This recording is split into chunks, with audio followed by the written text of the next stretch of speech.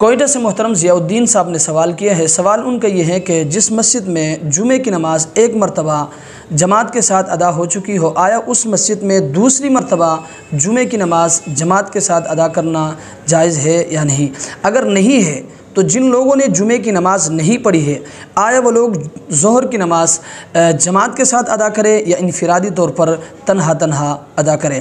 تو یاد رکھیں، مسئلہ یہ ہے کہ جس مسجد میں ایک مرتبہ باقاعدہ جمعے کی نماز جماعت کے ساتھ ادا ہو چکی ہو، تو اس مسجد میں دوسری مرتبہ جمعے کی نماز جماعت کے ساتھ ادا کرنا جائز نہیں ہے۔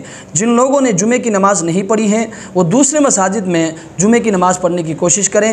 اگر دوسرے مساجد میں جمعے کی نماز ملنے کی امید نہیں ہے، جمعے کی جماعت ملنے کی امید نہیں ہے، تو یاد رکھیں ان لوگوں کے لیے حکم یہ ہے کہ وہ اذان اور اقامت اور جماعت کے بغیر تنہا اسی مسجد میں وہ ظہر کی نماز ادا کر لے۔ اللہ تبارک و تعالی ہمیں اس مسئلے کو سمجھنے کی توفیق عطا فرمائے۔